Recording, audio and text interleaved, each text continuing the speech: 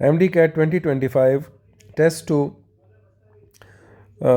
Full physics course जो कि PMDC के सिलेबस में अवेलेबल है डॉक्यूमेंट में, उसके मुताबिक यहाँ पर मैंने 36 क्वेश्चन, जिस तरह से 2025 के टेस्ट में फ़िज़िक्स के 36 क्वेश्चन आएंगे, उसके मुताबिक मैंने ये टेस्ट प्रिपेयर किया है। और स्टूडेंट्स जो है वो इसको एज ए टेस्ट पैटर्न ले सकते हैं, टेस्ट प्रैक्टिस ले सकते हैं। मैं MCQ रीड आउट करूँगा और साथ में आप वहाँ पर पॉज कर सकते हैं, सॉल्व कर लें और फिर उसके बाद मेरे सॉल्यूशन के साथ उसको टैली कर लें। ये जो टेस्ट है, चूँकि इसके MCQs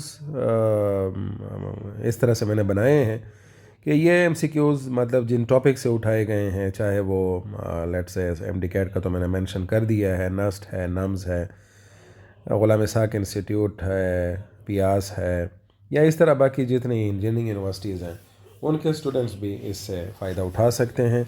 यहाँ पर एक और भी चीज़ मैंने क्लैरिफाई की है कि कॉन्सेप्चुअल बेस्ड और जिसको नॉर्मली हम रिकॉल बेस्ड क्वेश्चंस कहते हैं, उनको साथ मैंने मेंशन किया हुआ है, और एप्लीकेशन बेस्ड या न्यूमेरिकल बेस्ड वो भी मैंने यहाँ पर मेंशन किया हुआ है, क्योंकि अक्सरियत स्टूडेंट्स को थोड़ा सा प्रॉब्लम था, तो मैंने कहा यहाँ पर उनके सामने बिल्कुल ये चीज़ मेंशन कर दूँ। रियल टेस्ट में इस तरह कुछ नहीं होता, ठीक है। Okay, so first of all हमारे पास जो पहला क्वेश्चन है, vectors and equilibrium, chapter wise मैंने डिवीजन की हुई है। That is two vectors A and B lie in a plane.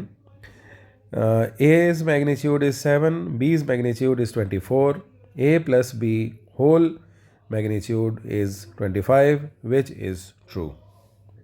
आप सोच रहे होंगे कि ये मैग्नीट्यूड्स दिए गए हैं और यहाँ पर A प्लस बी मतलब A और B का वेक्टर सम का मैग्नीट्यूड दिया गया है।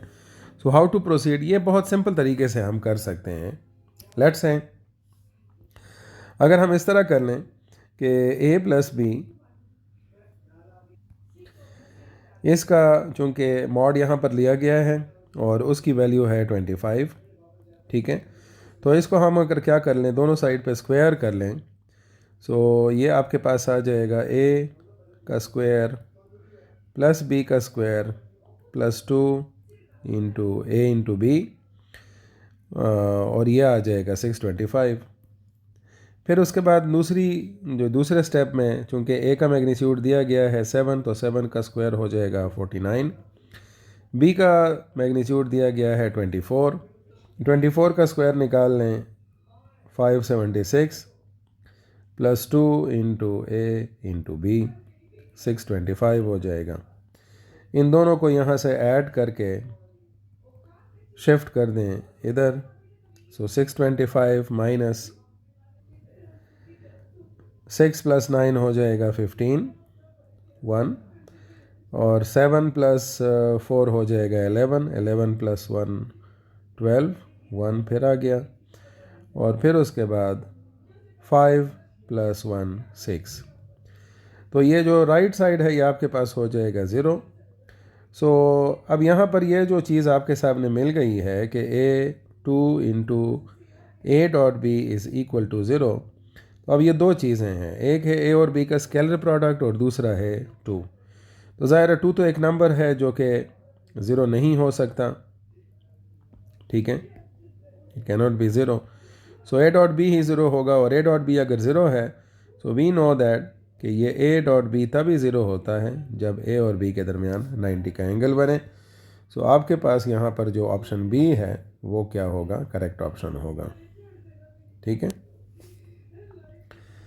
फिर उसके बाद दूसरा क्वेश्चन हमारे पास आता है, A की वैल्यू है 3i प्लस 4j और B की वेक्टर वैल्यू है 6i minus 8j। What is vector A minus 0.5 times B और उसका मॉडुलस मतलब मैग्नीट्यूड। तो ये भी इतना मुश्किल नहीं है, थोड़ा सा अनकॉमन सी नंबर ये मतलब ये टर्म मैंने यहाँ पर बनाई है। तो आप इसको इस तरह से कर सकते हैं कि A की वैल्यू तो ऑलरेडी आपके पास क्लियर है, 3i minus 4j plus 4j, और b जो है वो 0.5 से मल्टीप्लाई हो रहा है तो ज़ाहिर है ये हाफ हो जाएगा बिकॉज 0.5 इज़ हाफ।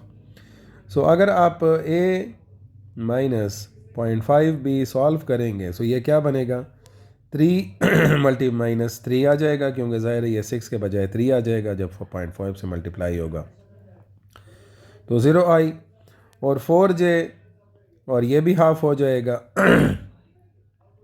लेकिन यहाँ पर सब्ट्रैक्शन, इस यहाँ पर भी एक नेगेटिव साइन है, और जब a से हम ये सब्ट्रैक्ट करेंगे तब भी, तो ये आ जाएगा, ये इस तरह से चीज़ आपके पास आएगी। दिस विल बी 4j, ठीक है, बल्कि यहाँ पर हम प्लस लगा देंगे, और 4j minus into minus 4j, सो ये बन जाएगा 0i प्लस 8j, ठीक है। तो ये जो वेक्टर आपके पास बना है a minus 0.5b that is having 8j, और ज़ाहिर है अब इसका एक ही कंपोनेंट हो गया, चाहे आप इसको मैग्नीट्यूड वाले फार्मूले से सॉल्व करते हैं पाइथाग से तब भी हो सकता है, 8 का स्क्वायर हो जाएगा, जवाब 8 आएगा।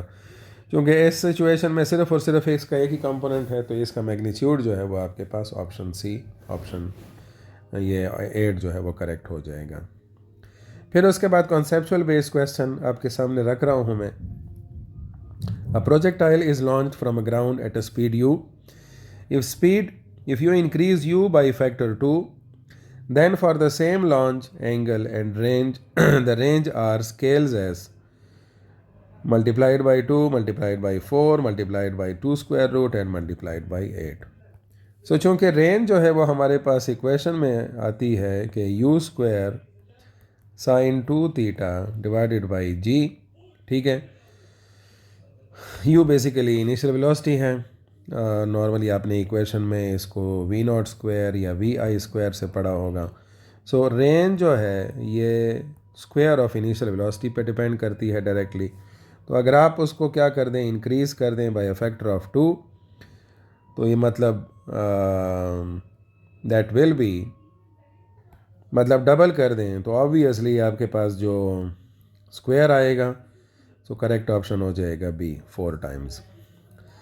Next is a numerical, a projectile launched at 30 degree with a speed 20 metre पर सेकेंड, हॉरिजॉन्टल रेंज जी की वैल्यू आपको फिक्स करने का कह दिया है पहले से ही कि 10 ले लें। ये आपके पास ऑप्शंस यहाँ पर आएंगे, और ऑप्शंस में थोड़ा मैं अगर आपके सामने ये मैं मेंशन कर दूं कि चूँकि यहाँ पर रेंज की वैल्यू है तो ऊपर वाली रेंज इक्वेशन हमने यूज़ की थी, so that will be vi square sine 2 theta divided by g. तो vi की वैल्यू है 20 का स्क्वायर ले लें 400, और साइन ऑफ 2 इंटू 30 तो ये 60 हो जाएगा। इसके साथ g की वैल्यू आप 10 ले लें, ये वाली, तो साइन 60 जो है ये आपके पास बराबर आएगा 0.866, ठीक है। और इस सिचुएशन में सो यहाँ पर आप इस तरह कर लें कि ये एक 10 कैंसिल आउट हो जाएगा, 40 मल्टीप्लाइड बाई 0.866, तो इसको आप यहाँ से मल्टीप्लाई कर लें, you will gate which result, ये ऑप्शन ए आपको मिल जाएगा, ठीक है। अच्छा, थोड़ा सा अभी ट्रिकी क्वेश्चन की तरफ आते हैं। 2 projectiles fired from ground with the same speed u, दोनों की इनिशियल स्पीड बराबर है, angles theta and 90 minus theta, ठीक है। विच statement is true about their times of flight t1 and t2। दो प्रोजेक्टाइल हैं, दोनों की स्पीड सेम है, एक का एंगल है 30 और दूसरे का एंगल है 90 माइनस 30, और करें इस बात पर, ठीक है। सो यहाँ पर आप ये चेक कर सकते हैं कि t1 और t2 तब बराबर होंगे जब एंगल 45 होगा, लेकिन वो कंडीशन ए के साथ लिखी नहीं गई है एंगल की। T1 और T2 में comparison T1 greater than T2 होगा, क्योंकि से बेसिकली जो T का इक्वेशन है वो है 2vi साइन थीटा बाई जी। सो अगर साइन थीटा यहाँ पर बताएगा। अब अगर मैं इसकी तक कंडीशन पर जाता हूँ तो ज़ाहिर है अगर एक साइन 60 है मतलब T1 के लिए, और T2 के लिए ज़ाहिर है 90 माइनस 60 हो जाएगा, वो साइन 30 हो जाएगा। तो साइन 60 की वैल्यू साइन 30 से ज़्यादा है, ऑब्वियसली T1 T2 से ज़्यादा होगा। इसका उल्टा जो है ये सी में होगा, तो ये बी और सी दोनों ऑप्शंस करेक्ट हैं, तो तब आपके पास ऑप्शन डी में बोथ बी एंड सी आना चाहिए है। ठीक है, उसके बाद अगला क्वेश्चन है concept based, and that is a system of two ice pick pucks, no external force interacts, isolated system है। Total momentum is conserved because internal forces cancel by Newton third law, kinetic energy is conserved, frictionless is equal gives the velocity is unchanged, center of mass moves only if external torque exists।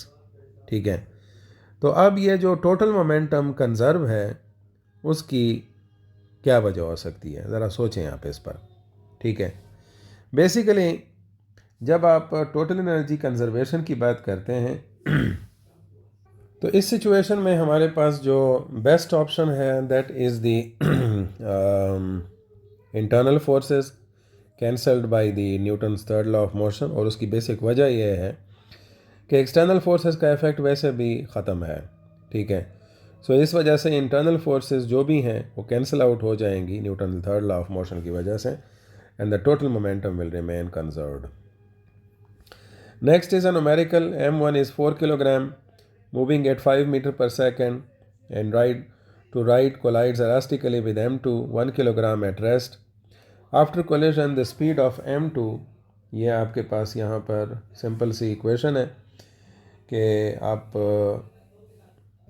जो इसमें हमारे पास चूँकि एक की velocity zero है, तो after collision speed of m2 इसकी value, इसकी वेलोसिटी कितनी हो जाएगी। और इसमें आप देख सकते हैं कि ये m1 जो है m2 के मुकाबले में काफ़ी बड़ा है, 4 टाइम्स है उसका। सो आपके पास जो इक्वेशन में सिर्फ और सिर्फ एक ही टर्म बचेगी, that is 2m1 divided by m1 plus m2 into u1 समझ लें या v1 समझ लें, this will be the v2 result, v2 prime और u2 प्राइम अगर आप इसको कहते हैं। तो इससे आप आराम से वैल्यूज़ निकाल सकते हैं। 2 मल्टीप्लाइड बाई m1 की वैल्यू है 4, और डिनोमिनेटर में हो जाएगा 4 + 1 5। ठीक है, सो दैट विल बिकम, और मल्टीप्लाइड बाई u1 की वैल्यू हमारे पास आ रही है कितनी, 5 आ रही है। सो 5 कैंसिल हो जाएगा और 8 मीटर पर सेकेंड आपके पास करेक्ट ऑप्शन आएगा, which is option D. In a perfectly elastic one-dimension collision between masses m and 3m, where m initially at rest and 3m strikes with a speed v, after collision the smaller mass m will move right with speed 2v, move right with speed v by 2, remain at rest and move left।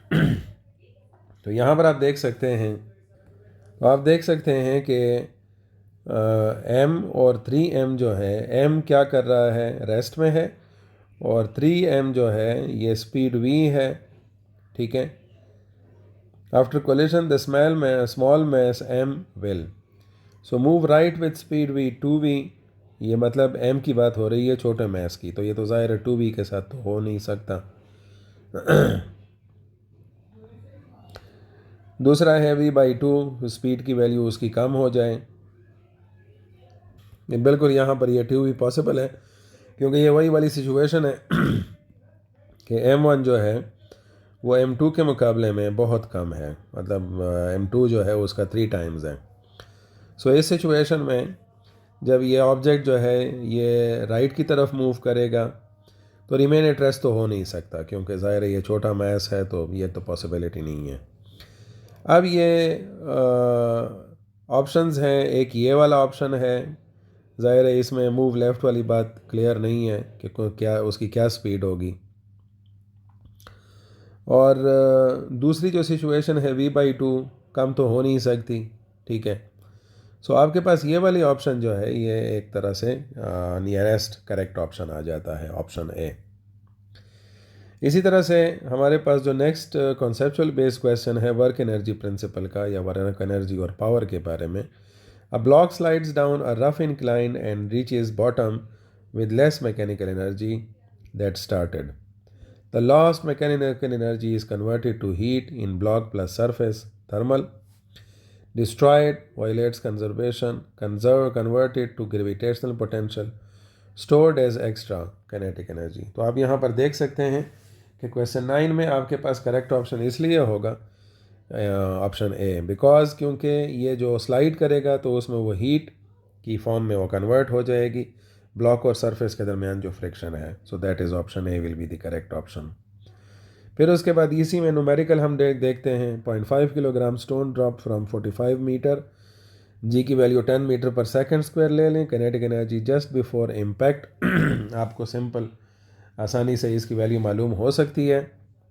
तो आप कहेंगे कि इसमें तो velocity नहीं दी गई, तो जाहिर है किनेटिक एनर्जी आप ले सकते हैं at the bottom, at ground is equal to potential energy at top. तो आप पोटेंशियल एनर्जी मालूम कर लें, ठीक है। सो एम है आपके पास 0.5, जी है 10 और हाइट है 45। तो इसको आप मल्टीप्लाई करें, you will get what result this option A. Simple सी कैलकुलेशन है। Power equals F V, F force और वेलोसिटी का scalar product. For a car of mass m climbing at constant speed up a hill of slope such that vertical speed is vy, required power neglecting friction, मतलब friction को आप हटा दें। So M G V Y half M V Y square M G V Y divided by 2 और M G V Y square. तो simple यहाँ पर आपके सामने क्लू पड़ा हुआ है कि यहाँ पर फोर्स जो है ये बेसिकली एम जी हो जाएगा और वर्टिकल वेलोसिटी इसकी वी वाई हो जाएगी। तो आपके पास जो करेक्ट ऑप्शन है that will be option A. Simple सी चीज़ है, वो ज़ाहिर है ये ज़ाहिर है इस क्वेश्चन में से ये पॉइंट हटाया भी जा सकता है, तो वो थोड़ा सा और भी डिफ़िकल्टी लेवल बढ़ जाएगी। A rigid wheel spins with a constant angular velocity omega. Which statement is true for a point on rim? Angular acceleration is non-zero. Tangential acceleration is non-zero. Tangential acceleration is 0. Centripetal acceleration is omega square r, which is not equal to 0. R omega square. Tangential acceleration is non-zero. Centripetal is 0. Both acceleration are 0. So simple. दोबारा से statement को देखें that a rigid wheel spins with constant angular velocity omega. Which statement is true? अब अगर omega की value constant है, ठीक है, सो जो एक्सेलरेशन है कौन सी वाली, एंगुलर एक्सेलरेशन, उसके लिए हम इस्तेमाल करते हैं ये वाली टर्म, ठीक है। तो ये तो ज़ाहिर है ज़ीरो हो जाएगी। लेकिन अगर टेंजेंशियल एक्सेलरेशन है, सेंट्रीपिटल एक्सेलरेशन है, तो सेंट्रीपिटल एक्सेलरेशन के लिए हम इस्तेमाल करते हैं वी स्क्वायर बाई आर। और बेसिकली सेंट्रीपिटल एक्सेलरेशन का पॉइंट जो है वो होता है सेंटर की तरफ। सो वो आपके पास ज़ीरो नहीं हो सकती, ठीक है। सो ऑप्शन बी जो है वो हमारे पास क्या होगा, correct. A disc of radius r 0.2 metre has a rim speed v is equal to 10 metre पर सेकेंड। एंगुलर स्पीड ओमेगा जो है वो आपके पास सिंपल हो जाएगी, omega is equal to v by r, ठीक है। आप इसको सॉल्व कर लें, 10 डिवाइडेड बाई 0.2, आपके पास क्या जवाब आएगा, 50 रेडियन पर सेकेंड। सो ये कहाँ पर है, ऑप्शन बी आपके पास करेक्ट है। फिर उसके बाद आते हैं कंटिन्यूटी इक्वेशन, फ्लूइड्स और बर्नौली की तरफ। Water flows from a wide pipe area A to a narrow pipe A by 4 if speed in wide section is v, speed in narrow section is, अब ये आपको पता होना चाहिए है, a1 v1 is equal to a2 v2। तो अगर एक एरिया को आपने ले लिया ए, ठीक है, और उसके स्पीड को आपने v1 ले लिया और दूसरा एरिया को आपने ले लिया a/4 और ये v2, तो ये a कैंसिल हो जाएगा और v2 आ जाएगा 4v1 के बराबर। ये ऑप्शन डी। अच्छा, फिर उसके बाद ज़ाहिर है यहाँ पर आपको बर्नौलीज़ इक्वेशन में चीज़ें नज़र आती हैं। Blood speed increases through narrow watery, static pressure in that region neglecting viscosity will increase, more collisions decrease, Bernoulli remain same, reverse sign। तो ज़ाहिर है स्पीड बढ़ने से प्रेशर की वैल्यू जो है वो क्या हो जाएगी, डिक्रीज हो जाएगी। ठीक है।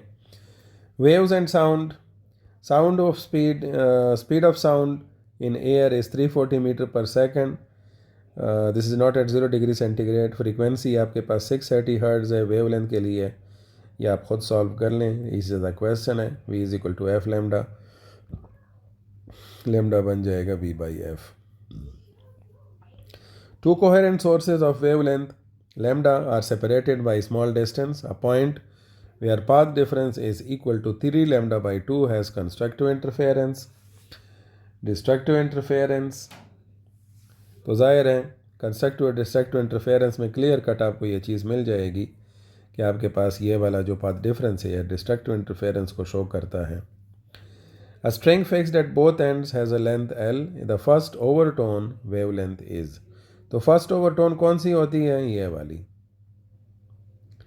जो सेकंड हार्मोनिक होती है।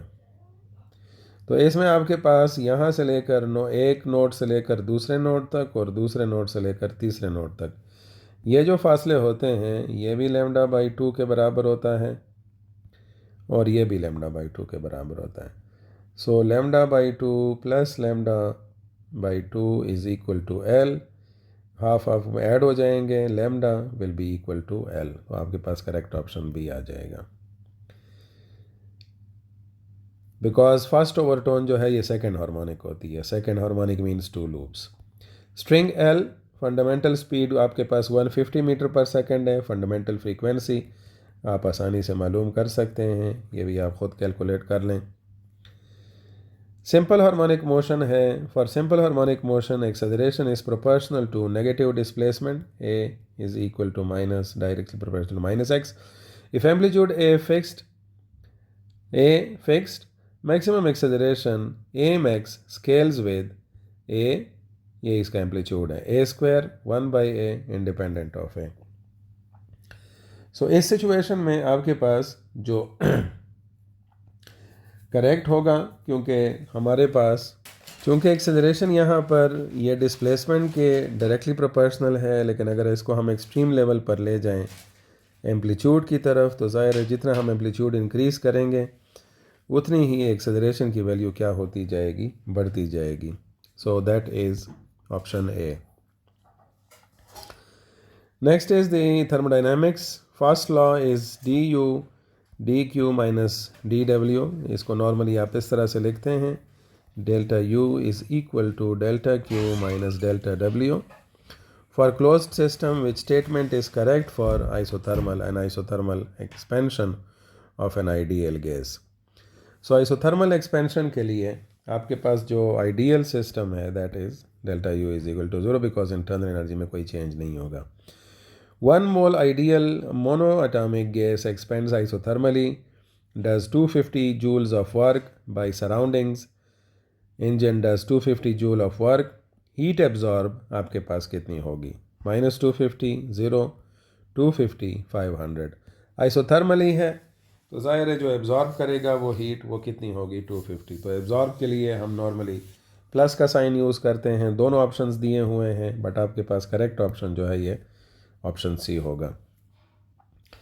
Electrostatics and electric field at a point due to an equal unlike charges plus q and minus q separated by a distance 2a at the midpoint, the field is 0, maximum towards plus q minus q infinite।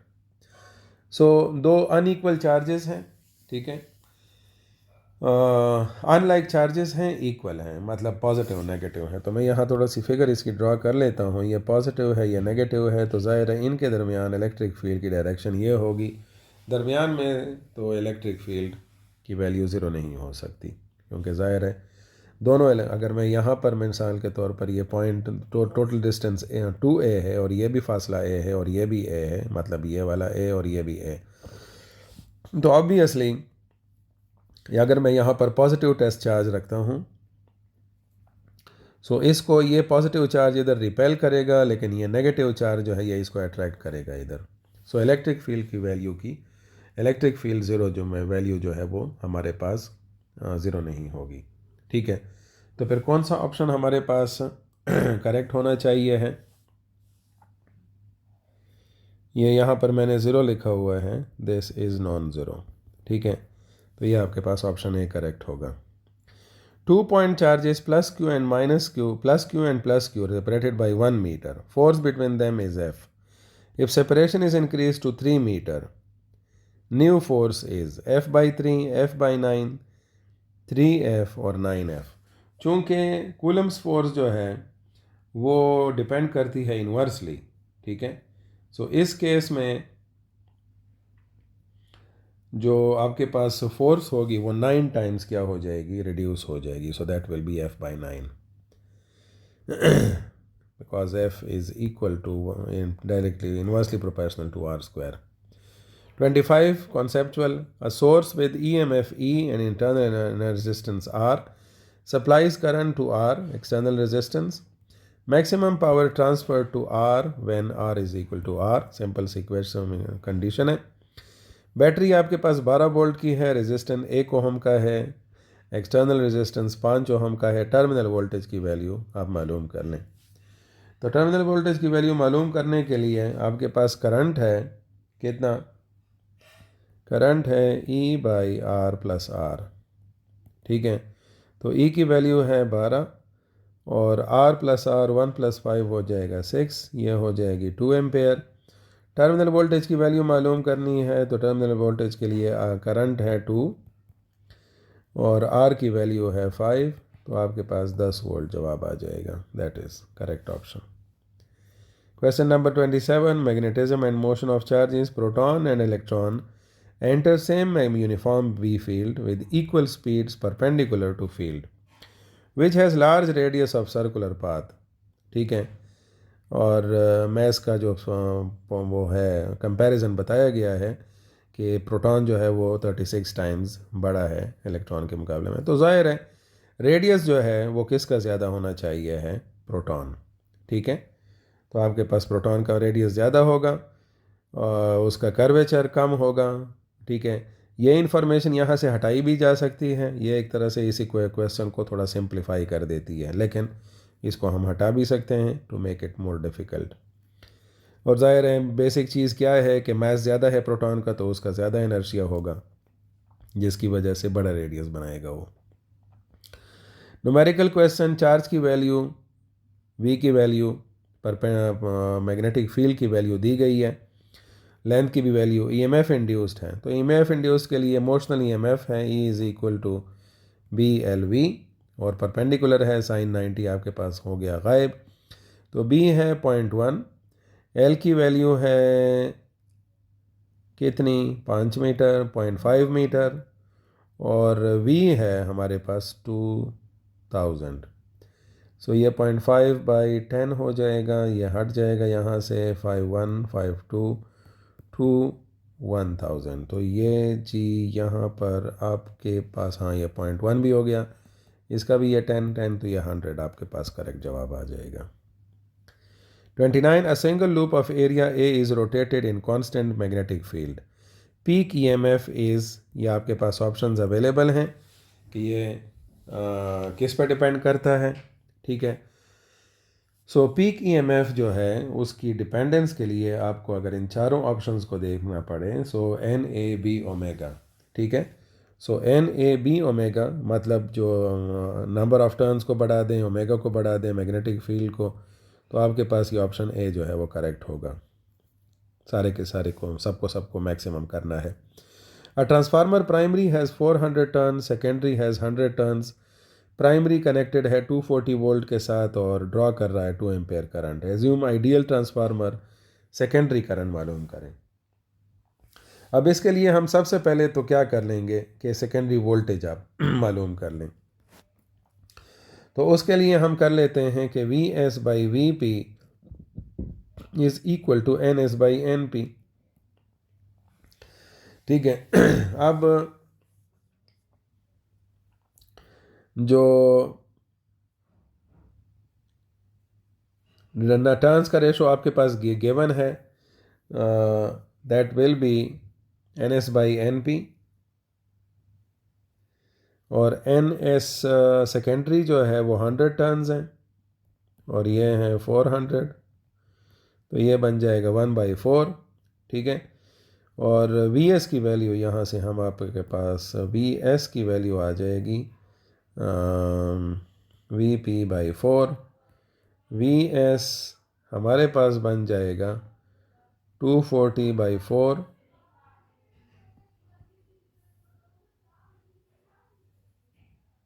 60 volt. फिर उसके बाद input power हम देख लेंगे। Input power I we के बराबर है। ठीक है। तो आई हमारे पास है 2 एम्पेयर और उसका वोल्टेज है 240, ये 480 हो जाएगा वॉट्स। और आखिर में चूंकि हमें सेकेंडरी की करंट चाहिए है, तो पावर चूंकि इनपुट और आउटपुट बराबर होती है, सो हमारे पास क्या हो जाएगा, P is equal to I S V S. ठीक है। सो P की वैल्यू चूंकि मुझे यहाँ पर अवेलेबल है, इनपुट पावर को मैं आउटपुट पावर भी कर लूँगा, तो 480 डिवाइडेड बाई वी एस की वैल्यू हमारे पास अभी क्या आई थी, 60 वोल्ट। सो ये आपके पास आ जाएगा 8। ठीक है। 6 8 आर 48, option C. 31. In a series RLC circuit at resonance, impedance is maximum, voltage across L and C cancel and current is maximum. Current is minimum, power factor is 0. So 31 में आपके पास पावर फैक्टर जो है वो क्या हो जाता है, 0 हो जाता है। ठीक है।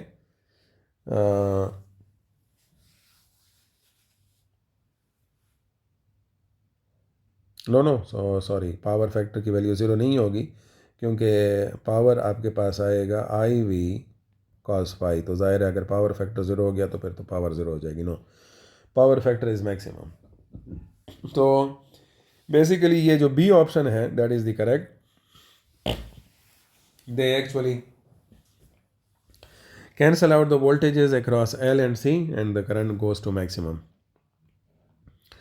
जिसको हम X L is equal to X C से भी रिप्रेजेंट कर लेते हैं, जिसमें हमें रेजोनेंस फ्रीक्वेंसी मिलती है। फिर peak mains voltage V P is equal to 311 volt. R M S value आपके पास कितनी बनेगी, 220 वोल्ट। सिंपल फार्मूला है V R M S is equal to V M or V peak divided by 2। तो यहाँ से आप इसकी वैल्यू मालूम कर सकते हैं। और यह वैसे भी आपको पता होना चाहिए कि हम जो ए सी इस्तेमाल करते हैं 220 वोल्ट इसकी आर एम एस वैल्यू है, और 311 वोल्ट जो है ये इसकी पीक वैल्यू है। फिर उसके बाद नेक्स्ट क्वेश्चन है, photo electric effect shows that increasing light intensity increase stopping potential if frequency fixed. Emitted electron maximum kinetic energy depends on frequency, not intensity. Electrons emitted even if frequency below the threshold given enough intensity. Emission delayed significantly at low intensity regardless of frequency. तो ज़ाहिर है आपके पास option B correct है, because यहाँ पर वो उसकी बात हो रही है कि एमिटेड इलेक्ट्रॉन्स जो है वो किनेटिक एनर्जी पे डिपेंड करते हैं। सॉरी, उसकी किनेटिक एनर्जी जो है वो फ्रीक्वेंसी पे डिपेंड करती है। ठीक है। Okay. Photons wavelength 400 nanometre, energy electron using H C. आपको यहाँ पर वैल्यू की थोड़ी सी आसानी दी गई है, तो आप आसानी के लिए इसके लिए क्या कर सकते हैं कि क्योंकि ज़ाहिर है ये कैलकुलेशन फिर आपको मुश्किल हो जाती है। So E basically H C by lambda के बराबर है, तो आप यहाँ से कैलकुलेट करके जवाब निकाल सकते हैं। क्वेश्चन नंबर 34 में, ठीक है, you will have 3.1 volts electron volt, ये वाला।